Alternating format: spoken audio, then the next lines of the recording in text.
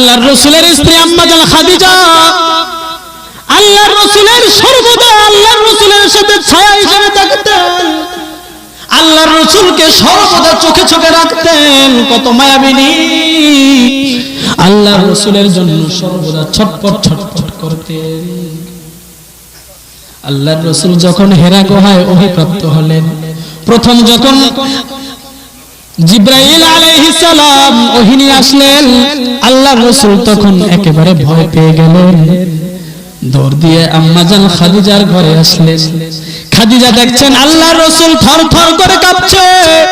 খাদিজা তখন কি করলেন, স্ত্রীরা যারা আছেন, আমার মা বোনেরা যারা আছেন, শিক্ষা গ্রহণ করুন। স্বামী বাসায় গেলে আপনি কেমনে স্বামীকে রিসিভ করবেন? আম্মা জান খাদিজা রাদিয়াল্লাহু আনহা তখন স্বামীকে কম্বল দিয়ে জড়িয়ে ধরলেন, অভয় দিয়ে বললেন, প্রাণের স্বামী আপনি ভয় পাবেন না। আল্লাহর রাসূল বললেন, খাদিজা আমি তো এমন আশ্চর্য একটি বিষয় দেখেছি, আসমান থেকে বিশাল আকারের এক ফেরেশতা এসেছে, আমি ভয় পেয়ে গেছি। আল্লাহর রাসূল অত্যন্ত ভয় পেয়ে গেলেন। আম্মা জান খাদিজা তখন আল্লাহর রাসূলকে সান্ত্বনা দিলেন।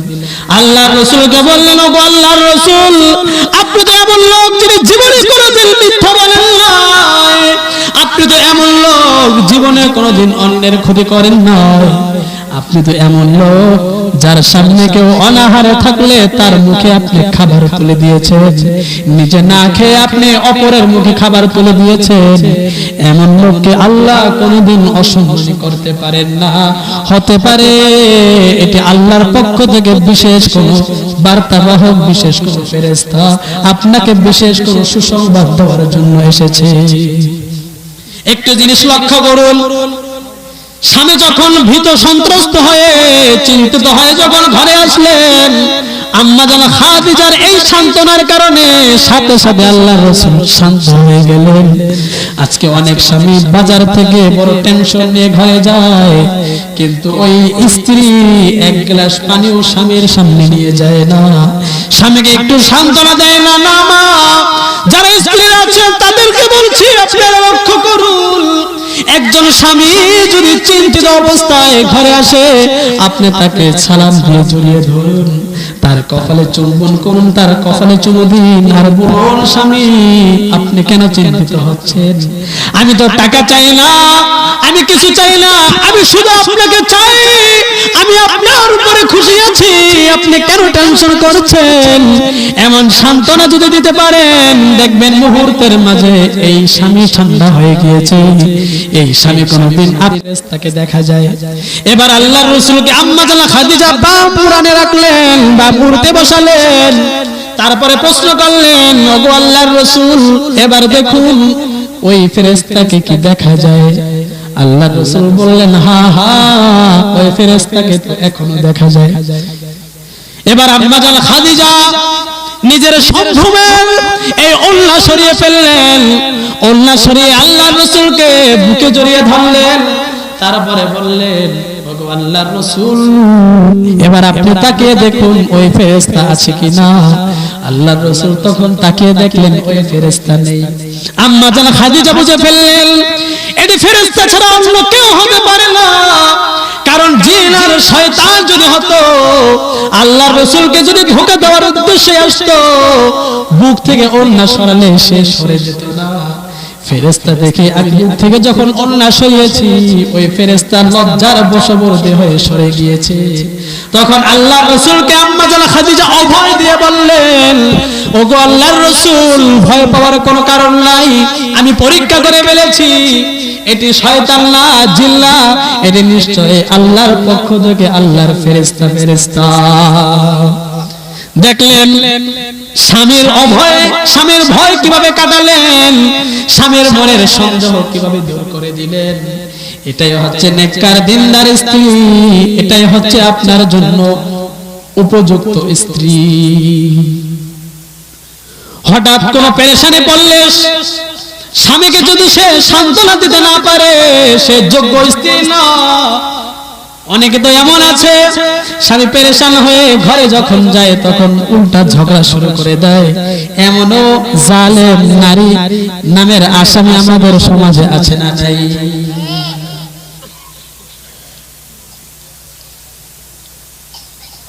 আম্মা জান খাদিজা রাদিয়াল্লাহু আনহা ইন্তেকাল হয়ে গেলেন। আল্লাহর রাসূল এত ব্যথিত হলেন, আল্লাহর রাসূল একেবারে ভেঙে পড়লেন।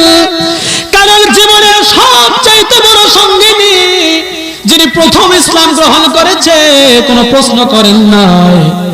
আল্লাহর রাসূলকে পেয়ে খাদিজা কত বড় ব্যবসায়ী ছিলেন, সব সম্পদ আল্লাহর রাহে তিনি খরচ করে দিয়েছে। আল্লাহর রাসূলকে বলেছেন, ওগো আল্লাহর রাসূল, আমি সম্পদ চাই না, আপনার মতো স্বামী পাওয়ার পর আমি আর কিছুই চাই না, আমি শুধু আপনার কোলে থাকতে চাই, আপনার সাথে কিয়ামতের দিন আমি জান্নাতে থাকতে চাই। আর আপনি আমার স্ত্রীরা কি বলে, আমাকে গয়না এনে দাও, আমাকে কাপড় এনে দাও, এমন আবদার কেন করে? আপনি আপনার স্ত্রীর মন জয় করতে পারেন নাই। প্রথম স্ত্রী যখন ইন্তেকাল হয়ে গেল, দীর্ঘদিন আল্লাহর রাসূল কোনো বিবাহ করলেন না। হঠাৎ আল্লাহর রাসূল স্বপ্ন দেখলেন, একজন ফেরেশতা রেশমের কাপড়ে পেঁচিয়ে কি জানি একটি এনেছে। আল্লাহর রাসূল খুলে দেখলেন এর ভিতরে একটি চেহারাটি হচ্ছে আম্মা জান আয়েশার চেহারা, আবু বকরের মেয়ে আম্মা জান আয়েশার চেহারা। আল্লাহর রাসূল তখন আশ্চর্য হয়ে গেলেন, ওই ফেরেশতাকে প্রশ্ন করলেন, ফেরেশতা, এই আয়েশার চেহারা তুমি প্যাকেটিং করে কেন নিয়ে এসেছো? আল্লাহর রাসূলকে তখন ওই ফেরেশতা বললেন, ওগো আল্লাহর রাসূল, এই আয়েশা একদিন আপনার জীবন সঙ্গিনী হবে। এভাবে একদিন দুই দিন বারবার স্বপ্ন দেখার পর আল্লাহর রাসূল বুঝে গেলেন এটি স্বপ্ন, সত্য স্বপ্ন, রাসূলের স্বপ্ন মিথ্যা হতে পারে না। আল্লাহর রাসূল তখন আবু বকরের ঘরে গেলেন। আবু বকরকে তখন আম্মা জান আয়েশার ব্যাপারে প্রস্তাব দিলেন। আম্মা জান আয়েশার বয়স তখন মাত্র 6 বছর। আল্লাহর রাসূল যখন প্রস্তাব দিয়েছেন, আয়েশার বয়স তখন কত? জোরে বলেন কত? 6 বছরে প্রস্তাব দিয়েছেন।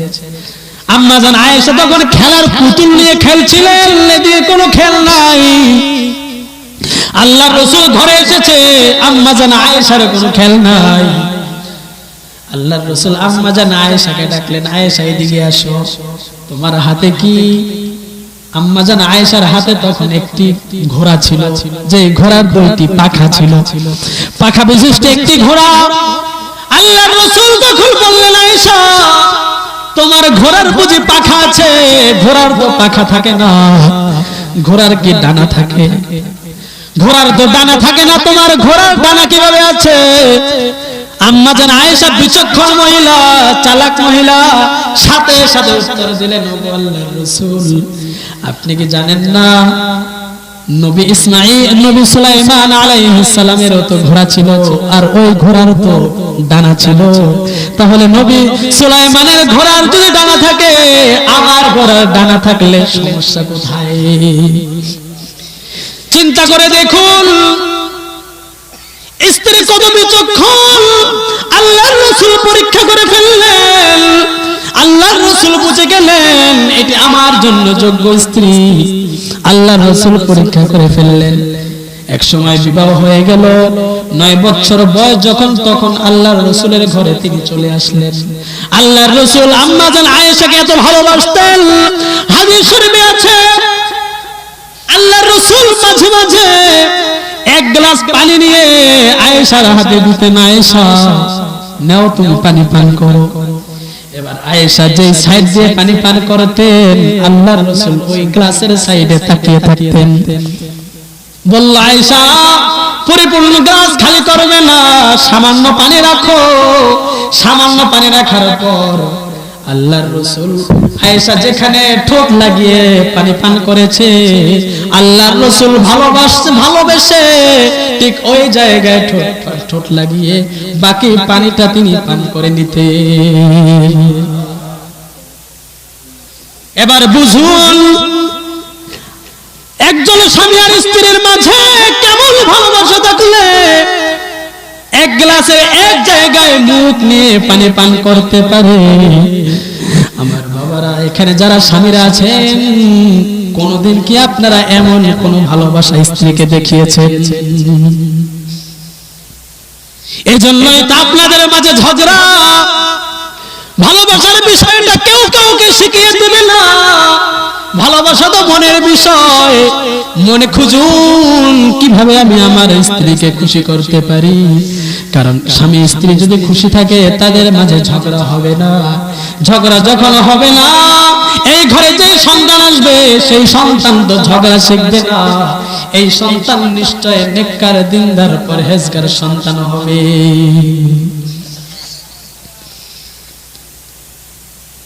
আম্মা জান আয়েশার সাথে আল্লাহর রাসূল মাঝে মাঝে খেলা করতেন। এজন্য স্ত্রীদের সাথে মাঝে মাঝে খেলা করা সুন্নাত। বলুন, স্ত্রীদের সাথে মাঝে মাঝে মশকারি করা, খেলা করা কি সুন্নাত? আল্লাহর রাসূল একবার আম্মা জান আয়েশাকে বললেন, আয়েশা চলো আমরা এই মরু প্রান্তরে আমরা দৌড় প্রতিযোগিতা দেব। আল্লাহর রাসূল দৌড়ালেন, আম্মা জান আয়েশাও তখন দৌড়ালেন। আম্মা জান আয়েশা তখন হ্যাংলা পাতলা কম বয়স্ক মেয়ে ছিলেন, যার কারণে আল্লাহর রাসূলের সামনে দৌড় দিয়ে চলে গেলেন। আম্মা জান আয়েশা জিতে গেলেন, আল্লাহর রাসূল তখন হেরে গেলেন। আর অনেক দিন পর আবার আল্লাহর রাসূল বললেন, আয়েশা আসো আমরা আবার দৌড় প্রতিযোগিতা দেই। এবার আম্মা জান আয়েশা একটু ভারী হয়ে গিয়েছে, যার কারণে আল্লাহর রাসূল এই প্রতিযোগিতায় ফার্স্ট হলেন। আম্মা জান আয়েশা পিছু পড়ে গেলেন। আল্লাহর রাসূল তখন হেসে খেলে বললেন, আয়েশা আজকের এই বিজয় ওই দিনের পরাজয়ের বদলা। বোঝা গেল স্ত্রীদের সাথে মাঝে মাঝে মজাক করাটাও একটু সুন্নাত। এজন্য স্ত্রীদের সাথে মাঝে মাঝে আপনারা মজা মস্করা করবেন। তো এমন যদি করেন তাহলে ঝগড়া হবে না। আল্লাহর রাসূল সাল্লাল্লাহু আলাইহি ওয়াসাল্লাম এভাবে শেষ নিঃশ্বাস আম্মা জান আয়েশা রাদিয়াল্লাহু আনহার বুকে মাথা রেখে শেষ নিঃশ্বাস ত্যাগ করেছেন। আম্মা জান আয়েশার বুকে মাথা রেখে আল্লাহর রাসূল ইন্তেকাল করেছেন। ইন্তেকালের আগ মুহূর্তে আল্লাহর রাসূল এক সাহাবীর দিকে তাকিয়ে দেখলেন, ওই সাহাবীর হাতে একটি মিসওয়াক। আল্লাহর রাসূল তখন অবুঝ নয়নে ওই মিসওয়াকের দিকে তাকিয়ে আছেন। আম্মা জান আয়েশা বুঝে ফেললেন আল্লাহর রাসূল মিসওয়াক করতে চাচ্ছেন। মিসওয়াকটি নিলেন, দেখলেন মিসওয়াকটি শক্ত। আল্লাহর রাসূলকে তখন আম্মা জান আয়েশা বললেন, ওগো আল্লাহর রাসূল, আমি কি মিসওয়াক আমার দাঁত দিয়ে চাবিয়ে দিব, চিবিয়ে দিব? আল্লাহর রাসূল মাথা দিয়ে ইশারা দিলেন, হ্যাঁ চিবিয়ে দাও। এবার এই মিসওয়াক আম্মা জান আয়েশা নিজের মুখে দিয়ে চাবালেন, চাবিয়ে তারপর এই মিসওয়াক দিয়ে আল্লাহর রাসূলকে মিসওয়াক করে দিয়েছেন। আমার বাবারা, এখান থেকে শিক্ষা নিন, স্বামী স্ত্রীর মাঝে ভালোবাসা কিভাবে তৈরি হয়। এমন কোন কাজ আপনি যদি জীবনে একবার করেন, এই স্ত্রী আপনার সাথে কোনোদিন ঝগড়া করতে পারবে না। এই ছিল একজন ভালো মা। আপনারা যখন আপনি বাবা আপনার উপরে সন্তানের হক রয়েছে, আপনি একজন ভালো মা বাছাই করুন। ভালো মা যদি বাছাই করতে পারেন, এই ভালো মার গর্ভ থেকে ভালো সন্তান আশা করা যাবে। আম গাছ লাগিয়ে কি কোনোদিন তালের আশা করা যাবে? জুড়ে বলেন, আম গাছ লাগিয়ে যেমন তালের আশা করা যায় না, একজন বদকার স্ত্রী পর্দা করে না, এমন স্ত্রীকে ঘরে এনে এই স্ত্রীর পেট থেকে নেককার সন্তানের আশা করাটাও বোকামি। তার মানে এই না আমি বাবা খারাপ দেখে আমার সন্তান সব খারাপ হবে, এমন তো না। আমরা সকলেই নিজেকে ভালো করার জন্য চেষ্টা করব। আল্লাহ আমাদের সকলকে ভালো হওয়ার তৌফিক দান করুন, আমিন। নেককার স্ত্রী আপনি কিভাবে খুঁজবেন? ইব্রাহিম আলাইহিস সালাম, তার এক সন্তানের নাম ছিল ইসমাঈল। এই ইসমাঈল আলাইহিস সালামের মা কেমন নেককার ছিলেন। ইসমাঈল এমনি নেককার হয় নাই। ইব্রাহিম আলাইহিস সালাম ইসমাঈল যখন ছোট বাবু তখন মা হাজেরাকে সহ ইসমাঈলকে বনবাস দিয়ে দিলেন, এক জঙ্গলে নিয়ে রেখে আসলেন। আপনারা জানেন ইসমাঈল যখন দুধের বাচ্চা তখন ইসমাঈলকে নিয়ে তার মা সহ ইব্রাহিম আলাইহিস সালাম বনবাসে দিয়ে আসলেন, যেখানে কোনো খাবারের ব্যবস্থা নেই, কোনো পানির ব্যবস্থা নেই। ইব্রাহিম আলাইহিস সালাম কোনো কথা বললেন না। ইব্রাহিম আলাইহিস সালাম যখন চলে আসতে চাইলেন, মা হাজেরা তখন ইব্রাহিমকে ডেকে বললেন, ও ইব্রাহিম, আমি জানি আপনি আল্লাহর পয়গম্বর, এত নিষ্ঠুর হতে পারেন না, এত পাষাণ হতে পারেন না। আপনি কেন যান? আল্লাহর আদেশ হয়েছে নাকি? আল্লাহর আদেশ হয়েছে নাকি চলে যাওয়ার জন্য? আল্লাহর আদেশ হয়েছে নাকি চলে যাওয়ার জন্য? ইব্রাহিম তখন মাথা নাড়িয়ে বললেন, হা হা, তোমাদেরকে বনবাস দেওয়ার জন্য আল্লাহ আদেশ করেছেন, এই জন্য চলে যাচ্ছি। ইসমাঈলের মা হাজেরা কত নেককার, কত যোগ্য মা, সাথে সাথে বললেন, ইব্রাহিম আপনি চলে যান, আপনার কোনো দরকার নাই, কারণ আমি জানি আমি এমন আল্লাহর উপরে ঈমান আনি নাই যে আল্লাহ এই মরু প্রান্তরে আমি আর আমার সন্তানের খাবারের ব্যবস্থা করতে পারবেন না। তাহলে দ্বিতীয় হক, একজন বাবা স্ত্রী যখন চয়ন করবে তখন সন্তানের মা হিসাবে স্ত্রী চয়ন করবে। সন্তানের মা হিসাবে যদি স্ত্রী চয়ন করে তাহলে বদকার স্ত্রী কখনো চয়ন করতে পারবে না। আপনারা হযরত ওমর ফারুক রাদিয়াল্লাহু আনহুর নাম শুনেছেন কিনা? হযরত ওমর ফারুক যখন রাষ্ট্রপ্রধান ছিলেন, হযরত ওমর ফারুক কেমন রাষ্ট্রপ্রধান ছিলেন? এখন যারা নির্বাচন করছেন তারা এখান থেকে শিক্ষা নেওয়া দরকার। হযরত ওমর একজন শাসক ছিলেন।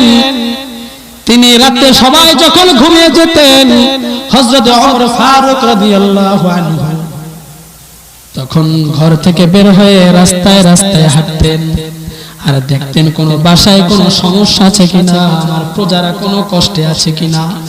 একদিন রাত্রে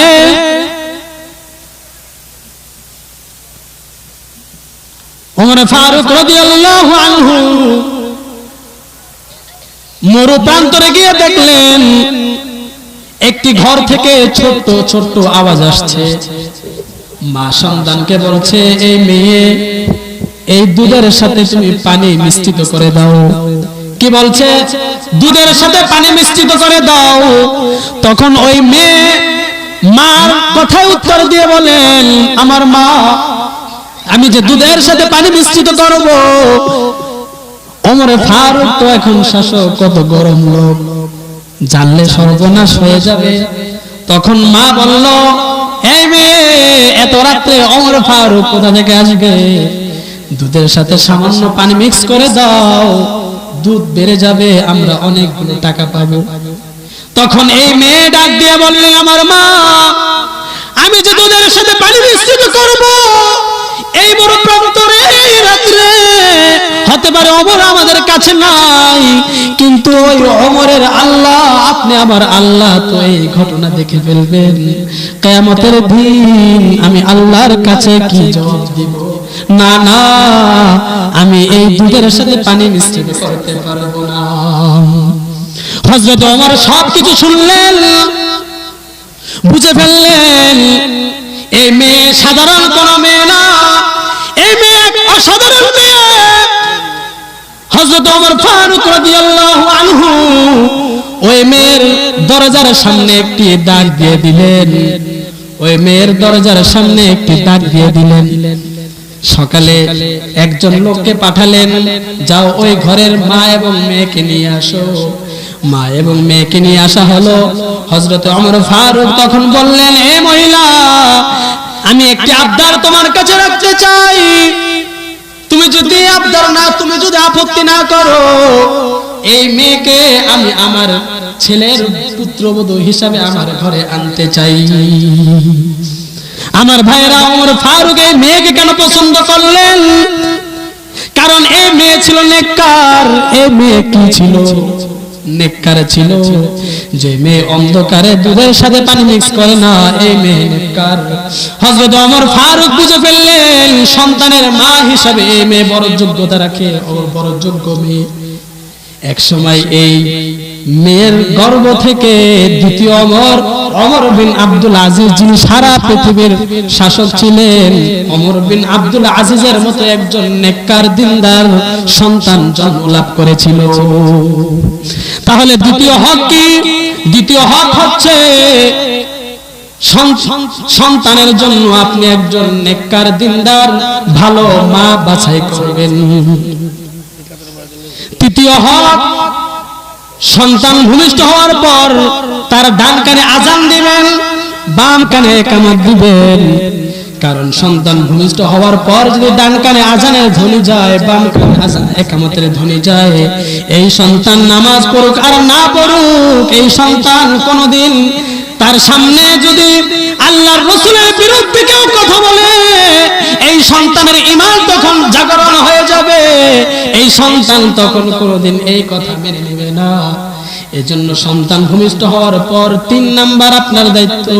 সন্তান ভূমিষ্ঠ হওয়ার পর আপনার 1 নাম্বার দায়িত্ব, এই সন্তানের ডান কানে আজান দিবেন আর বাম কানে ইকামত দিবেন। তারপরে পিতামাতার উপরে আরেকটি হক, সপ্তম দিনে সন্তানের একটি ভালো নাম রাখবেন। কারণ নামেরও বড় প্রভাব রয়েছে। সবচেয়ে উত্তম নাম হচ্ছে আব্দুল্লাহ এবং আব্দুর রহমান। এই নাম দুইটি কেন উত্তম? কিয়ামতের দিন আল্লাহ যখন ডাক দিবেন, আব্দুল্লাহ মানে আমার বান্দা আমার কাছে আসো, হিসাব দিতে আসো, আমার বান্দা আমার কাছে আসো, কত মায়া নিয়ে ডাক দেওয়া হবে। এমন মায়া নিয়ে ডাক দিয়ে আল্লাহ বুঝি আব্দুল্লাহ নামের বান্দাকে জাহান্নামে দিবে। এজন্য নামেরও বড় প্রভাব রয়েছে। সপ্তম দিনে ভালো নাম রাখবেন। এখন তো আমরা এমন নাম রাখি যে হুজুর একটা নাম দেন, যেই নাম সারা জেলায়ও এই নামের কোন লোক নাই, এমন নাম দেন। এমন নাম কি যুগে যুগে আবিষ্কার করা যাবে? তারপরের কাজ হচ্ছে সপ্তম দিনে সন্তানের মাথার চুলগুলো কর্তন করবেন, মাথার চুল কেটে ফেলবেন। এটাও একটি সুন্নত। যদি পারেন তাহলে আকিকার ব্যবস্থা করবেন। এরপর একটি গুরুত্বপূর্ণ, পিতামাতার উপরে একটি গুরুত্বপূর্ণ দায়িত্ব, সন্তানের যে অধিকার পিতামাতার উপরে রয়েছে সেই অধিকারটি হচ্ছে মূল্যবোধ শেখানো। আপনি বাবা মা, আপনি আপনার সন্তানকে মূল্যবোধ শিক্ষা দিন। মূল্যবোধ। সাল্লাল্লাহু তাআলা ইব্রাহিম ওয়া আলা আলি ইব্রাহিম ইন্নাকা হামিদুম মাজিদ। আল্লাহুম্মা বারিক আলা মুহাম্মাদ, اللهم بارك على محمد وعلى ال محمد كما باركت على ابراهيم انك حميد مجيد. استغفر الله ربي من كل ذنب واتوب اليه لا حول ولا قوه الا بالله العلي العظيم. استغفر الله. এখানে আমরা সকলে চুপ হয়ে যাই, আমরা সকলে চুপ হয়ে যাই, সকলে কথা বন্ধ করি। এমন একটি মাহফিল প্রতি বছর আপনারা এখানে হওয়ার আশা করেন কিনা? তাহলে আপনাদের কাছে অনুরোধ থাকবে যে আপনারা এখানে গান বাজনা হতে দেবেন না ভাই। কত বিষয় আলোচনা করবো, গান বাজনা বিষয়ে আলোচনা করার দরকার। আমাদের শরীরে সব জায়গায় ঘা, কয় বিষয়ে চিকিৎসা করবো, এজন্য আলোচনা নাই করলাম। আমরা এখানে গান বাজনা হতে দেবো না। এটা একটু জান্নাতের বাগান, এখানে আমরা এই জাহান্নামী একটি বিষয় আমরা এখানে আনবো না। সকলে সোচ্চার থাকবেন তো ইনশাআল্লাহ। এর জন্য আল্লাহর কাছে বদলা পাবে। ঠিক আছে, আমরা দোয়া করি। আলহামদুলিল্লাহি রাব্বিল আলামিন, والصلاة والسلام على أشرف الأنبياء والمرسلين. ربنا ظلمنا أنفسنا وإن لم تغفر لنا وترحمنا لنكونن من الخاسرين. ربنا لا تزغ قلوبنا بعد إذ هديتنا وهب لنا من لدنك رحمة إنك أنت الوهاب. رب ارحمهما كما ربياني صغيرا. رب ارحمهما كما ربياني صغيرا. رب العالمين আমরা কতিপয় গুনাহগার বান্দা। আয় আল্লাহ, ওই আসরের পর থেকে দ্বীনি আলোচনা হয়েছে, তোমার হাবিবের নামে দরুদ শরীফ তেলাওয়াত করা হয়েছে, মহাগ্রন্থ আল কোরআন থেকে আলোচনা করা হয়েছে। এর যা ভুলভ্রান্ত হয়েছে তা ক্ষমা করে দিয়ে আপনি ইবাদতটুকু কবুল ও মঞ্জুর করে নিন ইয়া আল্লাহ রব্বুল আলামিন। এই ইবাদতের উসিলা করে আমাদের প্রত্যেকের জীবনের যাবতীয় গুনাহগুলো আল্লাহ ক্ষমা করে দিন। আল্লাহ আমাদের পিতামাতা আত্মীয় স্বজনের জীবনের গুনাহগুলো ক্ষমা করে দিন। আয় আল্লাহ, আর সবটুকু লক্ষ কোটি গুণ বৃদ্ধি করে দিয়ে বিশ্বনবী মুহাম্মদুর রাসূলুল্লাহ সাল্লাল্লাহু আলাইহি ওয়াসাল্লামের রওজা ধারে পৌঁছে দিন। বিশ্ব জাহান মাটি নিচে যত মুমিন মুমিনাত মুসলিমের মুসলিমাত শাহিদ আছে প্রত্যেকের আরওয়াহ মুবারকে সবটুকু পৌঁছে দিন। ও আল্লাহ, বিশেষ করে আমরা এখানে যারা হাত তুলেছি, আল্লাহ আমাদের যাদের জলম দুঃখী মা বাবা দাদা দাদি নানা নানি আত্মীয় স্বজন যারা কবরবাসী হয়ে গিয়েছি, আল্লাহ রব্বুল আলামিন, একজনের সন্তানের কত কষ্ট আমি জানি। ও আল্লাহ, যার মা নাই তার কত কষ্ট আমি জানি, যার বাবা নাই তার কত কষ্ট আমি জানি।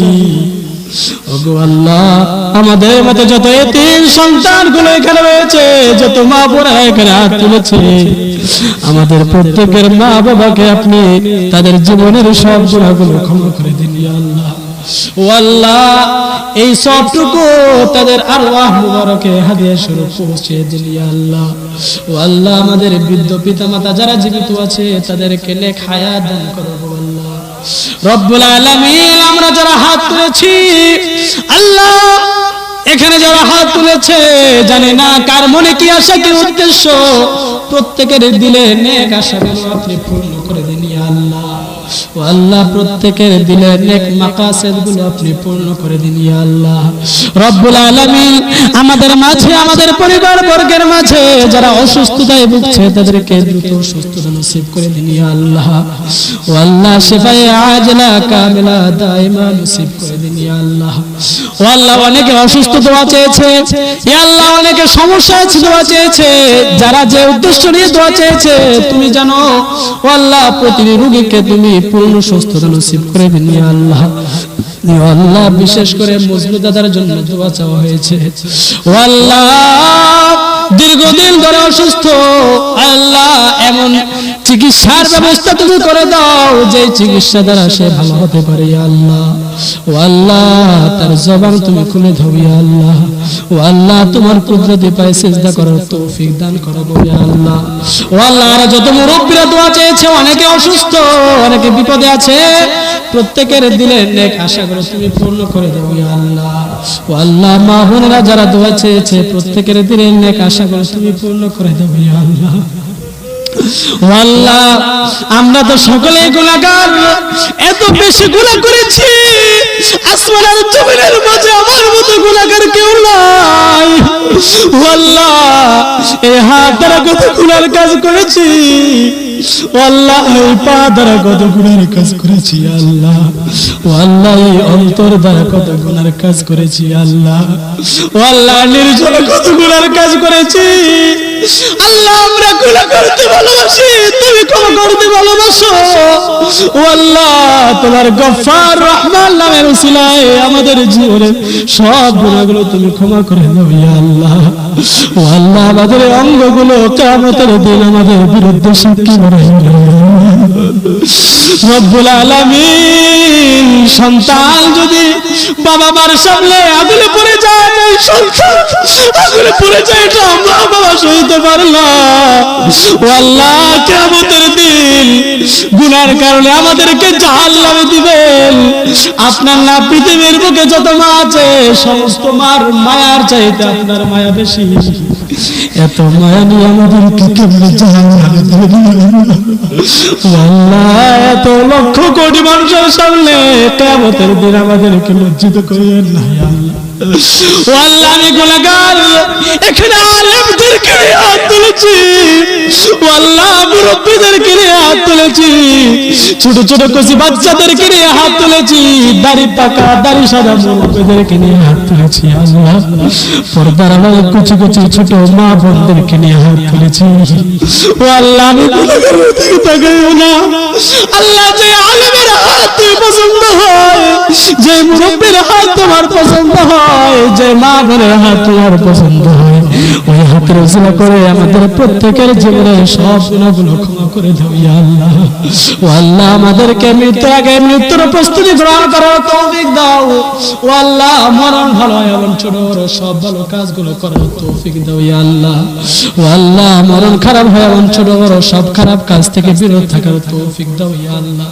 ও আল্লাহ এই মাহফিল হওয়ার জন্য যতজনে টাকা দিয়ে সহযোগিতা করেছে, শ্রম দিয়ে সহযোগিতা করেছে, কথা দিয়ে সহযোগিতা করেছে, ও আল্লাহ প্রত্যেককে তুমি তোমার রহমত দিয়ে সাহায্য করো ইয়া আল্লাহ। এই দানগুলোকে কিয়ামতের দিন তুমি তাদের নাজাতের উসিলা বানিয়ে দাও ইয়া আল্লাহ। রব্বুল আলামিন আমাদের এলাকা থেকে আল্লাহ গান বাজনা তুমি দূরীভূত করে দাও। ও আল্লাহ দোকানগুলো থেকে তুমি দূরীভূত করে দাও। ও আল্লাহ এক জান্নাতি পরিবেশ আমার পাগলা বাজারে তুমি পয়দা করে দাও। ও আল্লাহ প্রতিটি ঘরে ঘরে কোরআন পড়ানোওয়ালা হাদিস পড়ানোওয়ালা বানাইয়ে দাও। ও আল্লাহ প্রতিটি ঘরের মা বোনদেরকে তুমি তোমার আল্লাহ হক্কানি দিনদার পরহেজগার মা বোন তোমার নেক বান্দি হিসেবে কবুল মঞ্জুর করে নাও। ও আল্লাহ আমাদের ভবিষ্যৎ প্রজন্মকে তুমি কবুল মঞ্জুর করে নাও ইয়া আল্লাহ। ও আল্লাহ প্রতিটি সন্তানকে চোখের শীতল বানিয়ে দাও, নেককার দিনদার পরহেজগার সন্তানের ব্যবস্থা করে দাও ইয়া আল্লাহ। ও আল্লাহ আমার প্রতিটি মা বোনকে পর্দা করে চলার তৌফিক দান করো ও আল্লাহ। ও আল্লাহ যারা পর্দা করে ও আল্লাহ তাদের উপর তোমার খাস রহমত বর্ষণ করো ও আল্লাহ। ও আল্লাহ যে সমস্ত কুচি কুচি ছোট মা বোনেরা ও আল্লাহ ওই স্কুলে সকলে বোরকা ছাড়া যায়, ওই ছোট ছোট মা বোনেরা ছোট ছোট বোনেরা যারা বোরকা পরে যায়, ও আল্লাহ এদেরকে তুমি ওই রাবিয়া বিসরি আম্মা জান খাদিজা আয়েশা তাদের মতো নারী হিসেবে তুমি কবুল মঞ্জুর করে নাও। ও আল্লাহ আরো এখনো যারা বেপরদায় চলে তাদেরকেও তুমি কবুল করে নাও। ও আল্লাহ তাদেরকে আম্মা জান আয়েশা, আম্মা জান খাদিজা, আম্মা জান খাদিজা এবং ফাতেমা তাদের লাই তুমি দিনদার মুত্তাকিন পরহেজগার তোমার খাস বান্দি হিসেবে কবুল মঞ্জুর করে নাও ইয়া আল্লাহ। ও আল্লাহ শয়তানের ওয়াসওয়াসা থেকে আমাদেরকে হেফাজত করো। আল্লাহ এখানে কত মুরব্বিরা আছে হতে পারে আগামী বছর এদেরকে পাবো না। ও আল্লাহ আজকে তো একজন আমাদের মাঝ থেকে চলে গেল।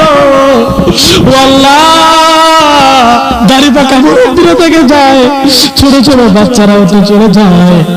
ও আল্লাহ আজরাইল যখন আসবে আমাদেরকে কষ্ট দেবে, সাকরাতুল মাউতের কষ্ট সইতে পারবো না।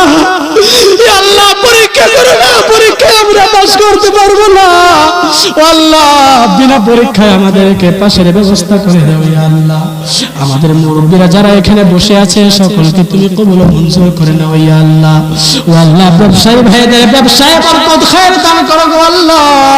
ইয়া আল্লাহ দিন দিন তরক্কি আতা করো গো আল্লাহ। ঋণগ্রস্তদের ঋণগুলো পরিশোধ করো, তৌফিক দান করো গো আল্লাহ। অভাবের অভাব দূর করে দাও, চাকরিজীবীদের চাকরিতে বরকত খায়ের দান করো গো আল্লাহ। ও আল্লাহ শিক্ষিত যুবক ভাই যারা বেকার রয়েছে তাদের তুমি চাকরির ব্যবস্থা করে দাও ইয়া আল্লাহ। ও আল্লাহ মৃত্যুর আগে কবর পথের যাত্রী হওয়ার পূর্বে আমাদেরকে মক্কা মদিনা জিয়ারত করো, তৌফিক দান করো গো আল্লাহ। ও আল্লাহ ইসলামের জন্য কোরআনের জন্য যারা আলেম ওলামাদেরকে ভালোবাসে তুমি তোমার ভালোবাসা দ্বারা তুমি তাদেরকে শিক্ষিত করো গো ইয়া আল্লাহ। ও আল্লাহ এতগুলো বান্দা ইয়া আল্লাহ ফকিরের লাই তোমার দরবারে হাত তুলে আছে। ও আল্লাহ আমাদেরকে যারা আজকে সন্তানের স্নেহ বড় করেছে, ও আল্লাহ আমাদেরকে যারা নাতির স্নেহ বড় করেছে, ইয়া আল্লাহ আমাদের মাদেরকে তুমি কবুল ও মঞ্জুর করে নাও ও আল্লাহ আমাদের আম্মা জানদেরকে তুমি কবুল মঞ্জুর করে নাও ও আল্লাহ আমাদের দাদা নাতি আল্লাহ যত মুরব্বিরা রয়েছে সকলকে তুমি কবুল মঞ্জুর করে নাও ইয়া আল্লাহ ও আল্লাহ মরণ যখন হাজির হবে হুশে জ্ঞানে থেকে প্রত্যেকটি কেশের গোড়ায় গোড়ায় কালমা পড়ে পড়ে সজ্ঞানে আপনার দরবারে রুখানা দেওয়ার তৌফিক দান করো গো আল্লাহ ও আল্লাহ বিশ্বনবী মুহাম্মদুর রাসূলুল্লাহ সাল্লাল্লাহু আলাইহি ওয়াসাল্লামের উসিলায় আমাদের প্রত্যেকের দোয়া কবুল মঞ্জুর করে নাও ইয়া আল্লাহ ও আল্লাহ আমাদেরকে শয়তানি থেকে হেফাজত করো গো আল্লাহ শত্রুর শত্রুতামি থেকে হেফাজত করো গো আল্লাহ ও আল্লাহ গীবতকারীদের গীবত থেকে হেফাজত করো গো আল্লাহ ও আল্লাহ ডানে বামে উপর নিচে সকল প্রকার আসমানি বালা জমিনি বালা হাওয়াই বালা সকল প্রকার বালা মুসিবত অ্যাক্সিডেন্ট করোনার মতো মহামারী থেকে আমাদের সকলকে হেফাজত করো গো আল্লাহ ও আল্লাহ বিশ্বনবীর উসিলায় আমাদের প্রত্যেকের দোয়া কবুল মঞ্জুর করে নাও ইয়া আল্লাহ ربنا تقبل منا إنك أنت السميع العليم وتب علينا إنك أنت التواب الرحيم وصلى الله تعالى على خير خلقه محمد وآله وأصحابه أجمعين وارحمنا معهم برحمتك يا أرحم الراحمين. السلام عليكم.